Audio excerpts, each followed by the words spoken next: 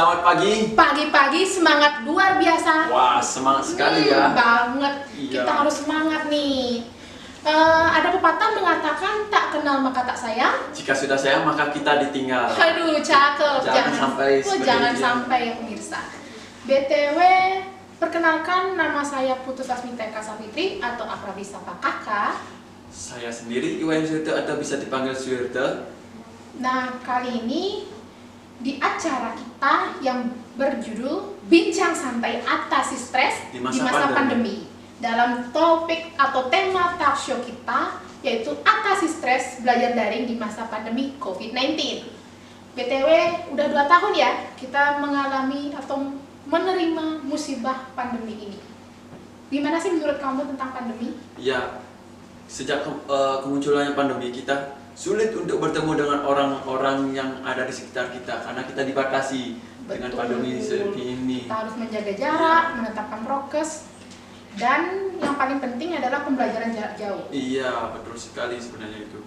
Oh iya, kita ini cuma berdua aja yang ngobrol di sini. Oh, sebenarnya tidak, karena kita akan kedatangan 2 sosok tamu yang sangat kece dan cantik-cantik pada pagi hari ini. Mungkin kita bisa panggilkan kakak? Oh, baik banget sih. Tanpa menunda waktu lagi, mari kita panggilkan kedua narasumber yang cantik kita. Diandari dan Ayu Landari. Halo Kak. Halo, selamat pagi kakak-kakak. Selamat pagi. Ya. Daripada kita berdiri, lebih baik kita duduk dulu yuk, biar enak ngobrolnya. Nah, gimana nih kak? Tadi di jalan. Lumayan. Oh ya, Lumayan macet ya. Wah, dan pasar sudah mulai ya. Oke. BTW kak, sebelum kita beranjak ke acara yang lebih formal atau lebih menerucut tentang topik-topik kita, pada baiknya saya akan memperkenalkan 2 narasumber cantik kita ini. Yang pertama, Ada Putu Ayu Landari, asal Tabanan, 18 Oktober tahun 2001. dan yang kedua ada Nilo Diantari, tempat tanggal lahir Pasir Lamba, 11 Agustus tahun 2002. BTW kak, kalau boleh tahu bisa deh dijelasin ke pemirsa sekarang ini sedang kuliah atau sudah bekerja? Dari Kak Ayu mungkin. Oke, dari saya sendiri ya. Sebelumnya sudah dijelaskan tadi, nama saya Niputu Ayu Lantari. Pendidikan saya saat ini yaitu menjadi mahasiswa semester 4 Prodi Ilkom. Oke, dari Kak Dia. Kalau dari saya, sebenarnya prodi saya sama seperti Kak Ayu, yaitu jurusan Ilmu Komunikasi Hindu. Jadi saya bersekolah di Universitas Hindu Negeri I Gusti Bagus Sugiono Denpasar, yang dimana kampus ini merupakan kampus Hindu pertama yang berada di Bali. Namun bukan saja hanya di Bali, kampus Universitas Hindu Negeri ini merupakan kampus Hindu pertama juga yang berada di Indonesia, Kak. Wah, jadi kebetulan nih ya sama universitasnya ya. Oh iya Kak, sebelum itu aku ingin nanya nih, kan tadi sebutkan mahasiswa komunikasi ya, kalau nggak salah dengar.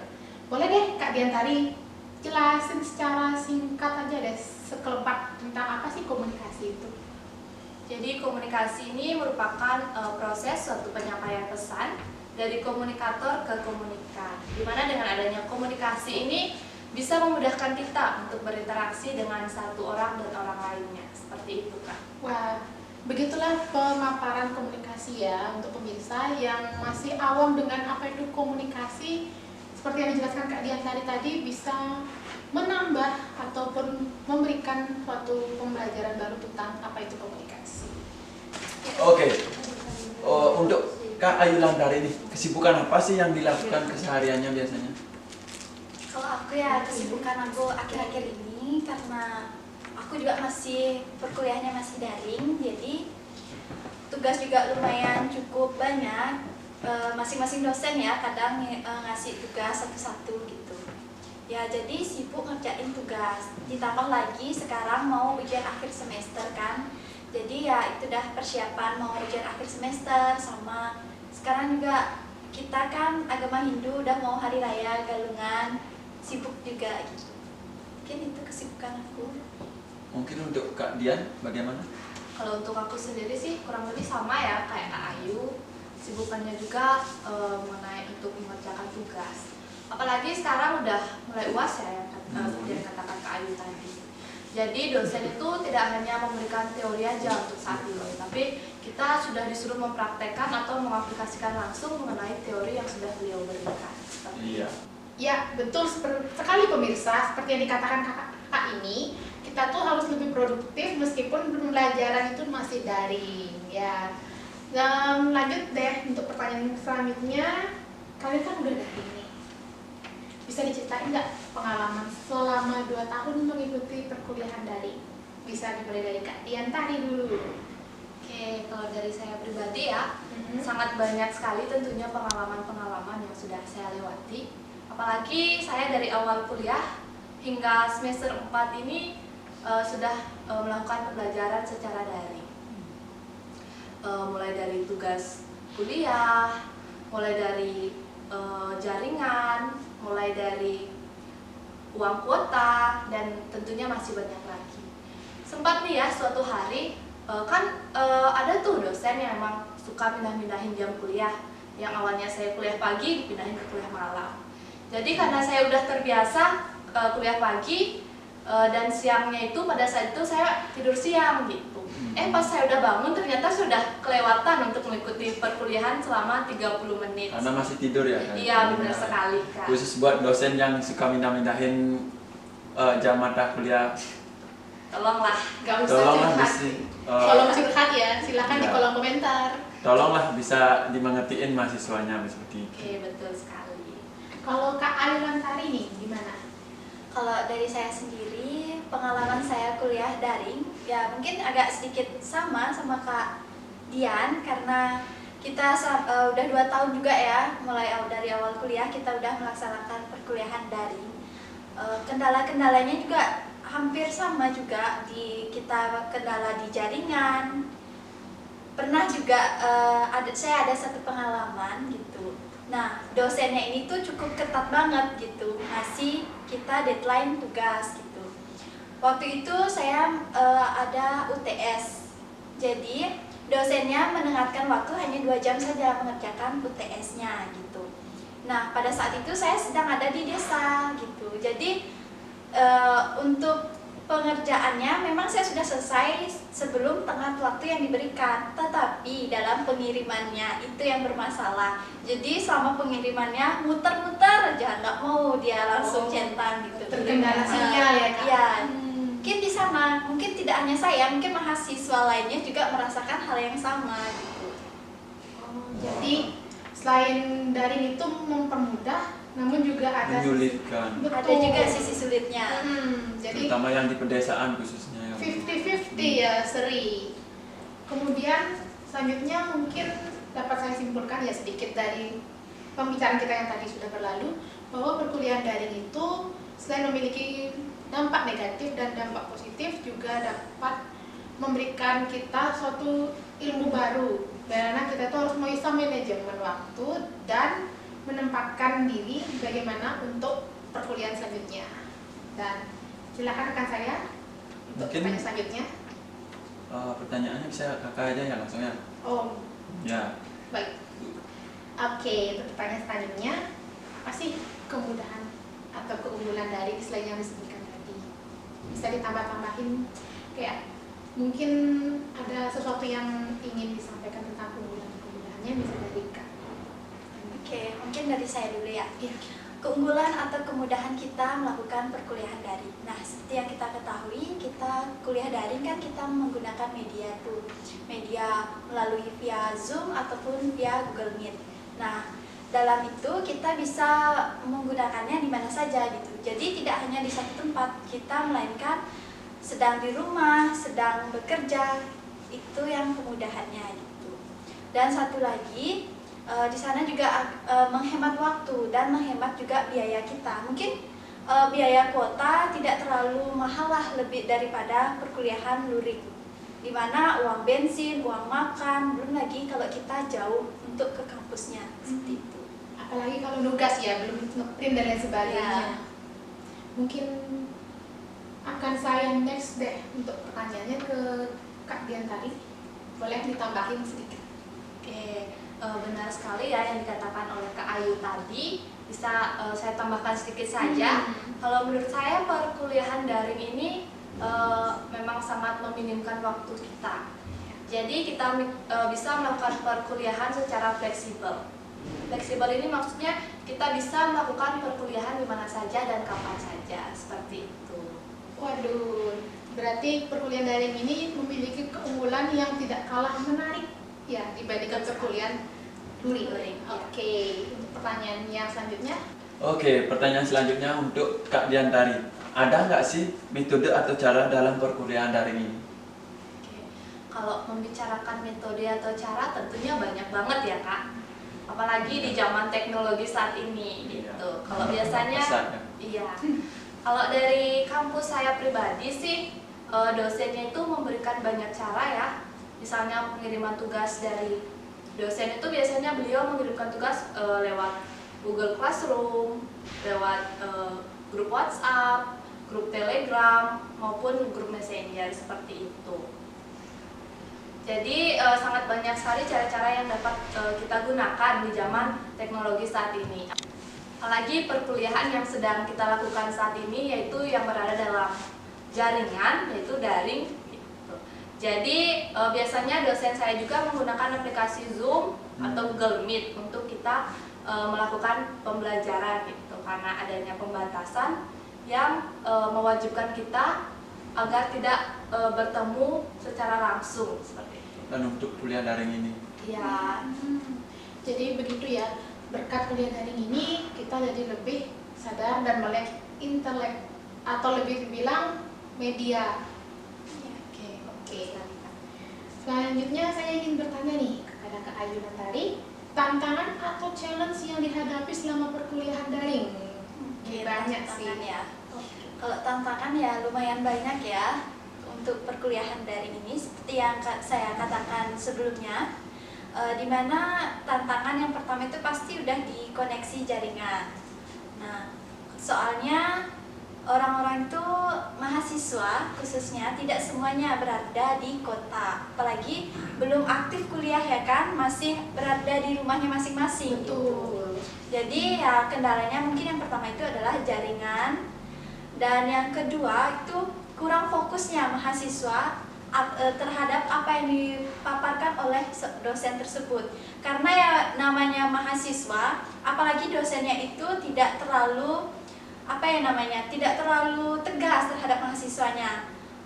Karena saya juga ada sebuah pengalaman di mana dosen tersebut tidak membiarkan mahasiswanya untuk tidak mengaktifkan kamera. Jadi kalau mahasiswa sudah tidak mengaktifkan kamera, otomatis dia itu sudah tidak fokus sama apa yang diberikan oleh dosen tersebut. Dianggap tidak menyimak ya Kak? Ya. Mungkin ada yang tertidur mungkin ya, Ya, hanya benar sekali. numpang nama atau absen saja. Aduh, Ya. jangan-jangan itu Anda ya?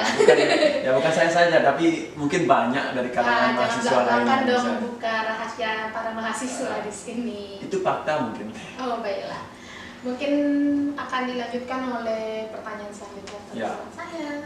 Oke, pertanyaan saya mungkin selama kalian mengikuti perkuliahan daring, ada nggak sih keluh kesah yang mungkin dapat diceritakan yang menarik untuk dibagikan kepada penonton yang ada di sini atau mungkin pemirsa yang di rumah? Mulai dari Kak. Dari saya dulu ya. Iya. Kalau keluh kesah sih, dibilang keluh kesah tentunya banyak banget ya. Karena di masa daring ini tentunya cukup menyulitkan kita sebagai mahasiswa, di mana kita tidak bisa berinteraksi dengan teman-teman yang lain dan dibatasinya kegiatan kita. Sehingga kalau dari pengalaman saya pribadi ya, keluh kesah saya, berhubung saya juga anak organisasi, Iya. jadi setiap kegiatan atau setiap proker yang kita laksanakan di organisasi itu sangat sulit sekali mendapatkan izin seperti itu. Kita udah menyiapkan plan A dan ternyata tiba-tiba H-1 kegiatan dibatalkan. Nah, terutama bagi kegiatan-kegiatan yang besar, karena kita ketika melakukan kegiatan besar tentunya sudah merancang kegiatan tersebut dari jauh-jauh hari. Boleh tahu itu organisasi apa aja ya? Kalau organisasi kampus Pasti itu banyak ya. banget Iya. ya. Bisa disebutkan Ada satu-satu. UKM, ada BEM, AMJ. iya sangat banyak sekali. sekali, Wah, Kak. tentunya pengalaman dari Kak Dian itu pasti banyak sekali ya tentunya. Oke, Mungkin BTW, dilanjutkan dari untuk Kak. mungkin bisa Dari- saya simpulkan dulu deh. Oh ya, boleh. Oke, saya simpulkan. Berarti selama perkuliahan daring ini agak sulit ya Kak untuk melakukan suatu kegiatan di luar jam pembelajaran. Apalagi kita dilakukan pembatasan dan harus menerapkan prokes ya. Oke pemirsa, jadi jangan berkecil hati meskipun kita tidak bisa bertatap langsung secara buka face to face, kita tetap bisa menggunakan media online untuk perkuliahan maupun kegiatan kita sehari-hari. Dan selanjutnya ini ada yang viral nih Kak, aku pengen membahas tentang banyak nih tiktoker muda, generasi muda yang mengupload tentang keluh kesahnya di perkuliahan daring. Menurut kalian nih enakan mana sih, daring atau luring? Boleh deh dari Kak siapa nih duluan? Aku dulu ya. Oke. Kalau menurut aku sendiri ya, enakan perkuliahan luring atau daring sebenarnya sih semuanya sama-sama enak ya. Karena dia masing-masing tuh mempunyai sisi positif sama sisi negatifnya juga gitu. Perkuliahan luring ada sisi negatifnya, ada dampak positif dan ada dampak negatifnya gitu. Kalau dari aku, kalau misalnya kita melakukan perkuliahan daring, kita itu bisa menghemat waktu kita. Kalau di luring kita bisa bertatap muka langsung dengan teman-teman kita. Jadi cara berkomunikasi kita sama teman kita itu jadi lebih Terjalin mudah, ya. lebih mudah gitu. Oke, dari Kak Dian tadi nih. Oke, kalau menurut saya pribadi ya, mengenai tentang yang viral di TikTok itu, kalau menurut saya sih saya lebih memilih perkuliahan daring. Kenapa seperti itu? Karena seperti yang sudah saya katakan tadi, perkuliahan daring ini merupakan perkuliahan yang fleksibel menurut saya. Karena kita bisa melakukannya dimanapun dan kapanpun, sehingga hal itu memudahkan kita tentunya.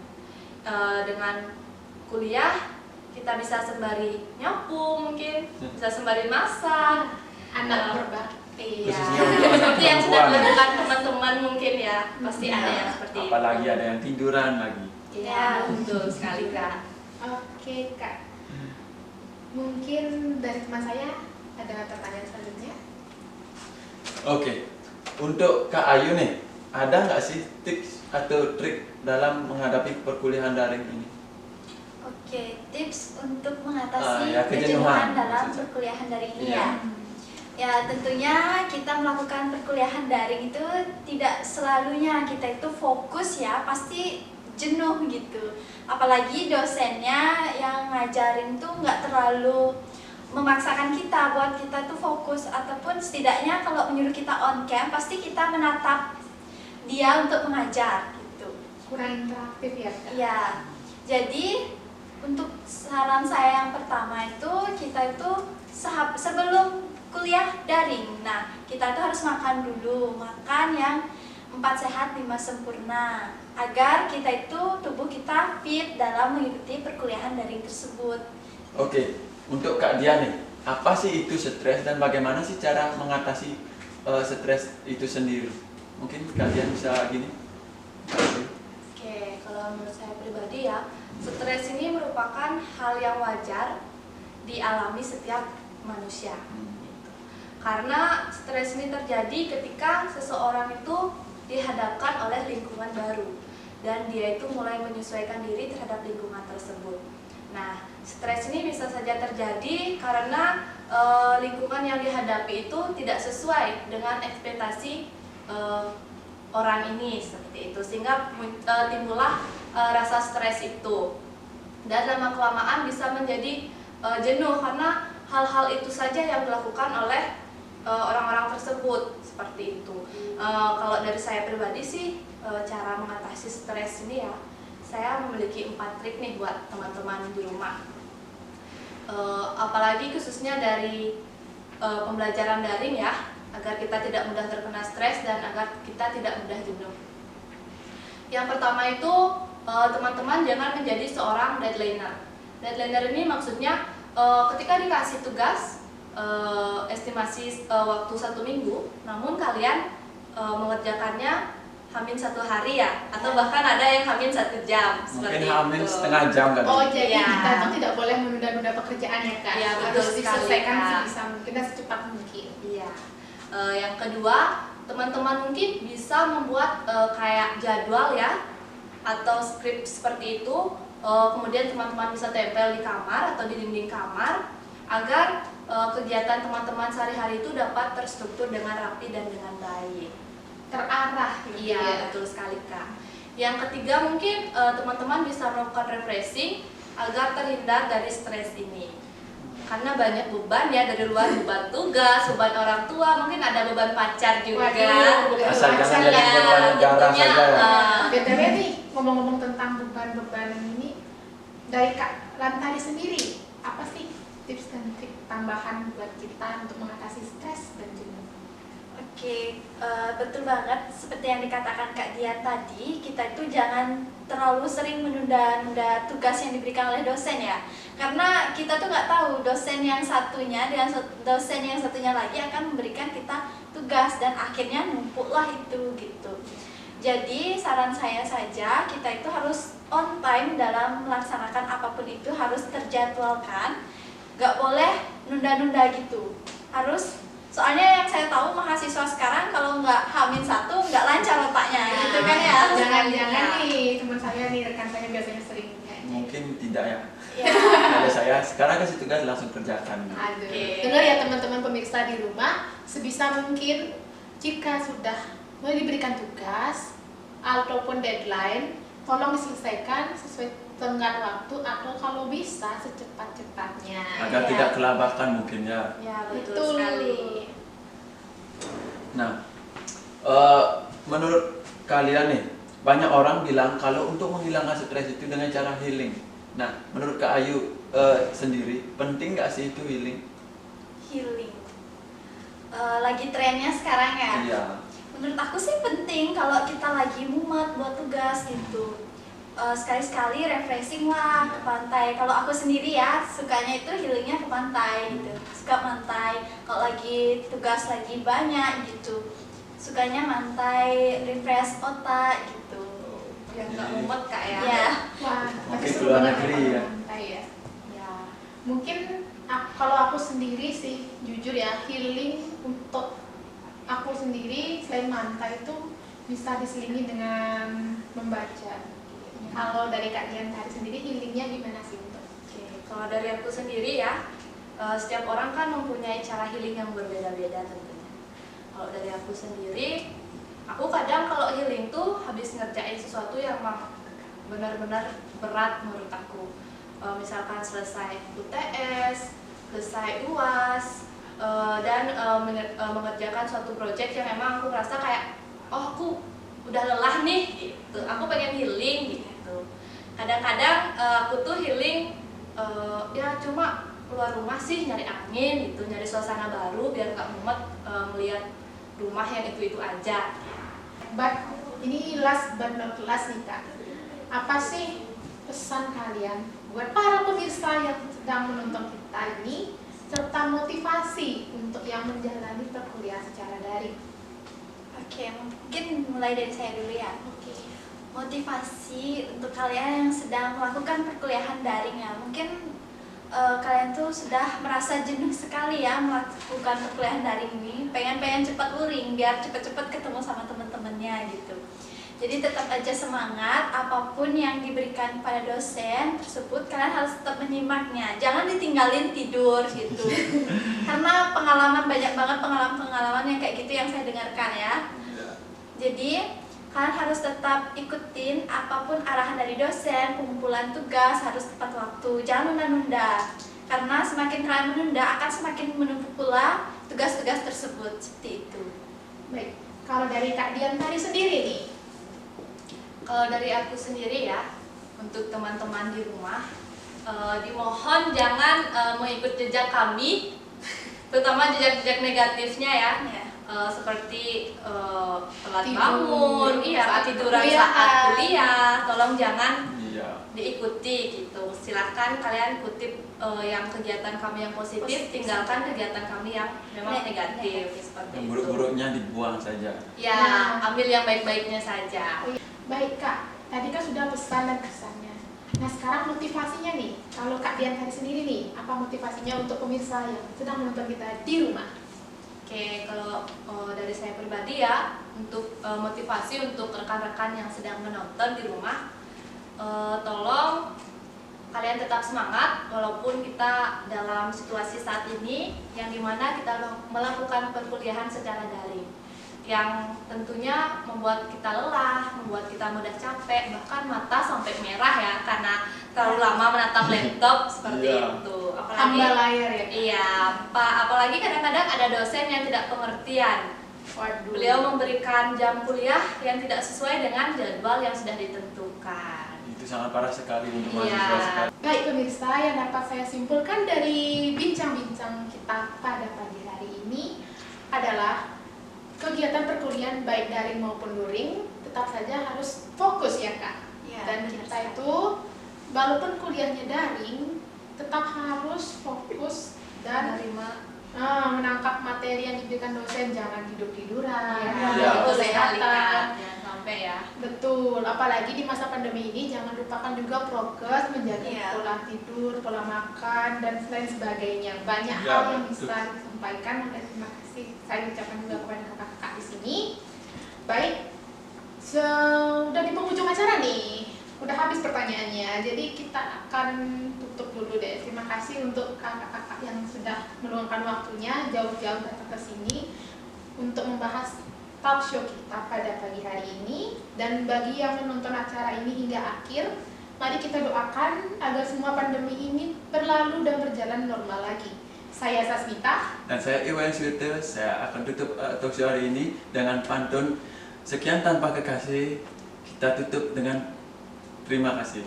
Sampai jumpa semua.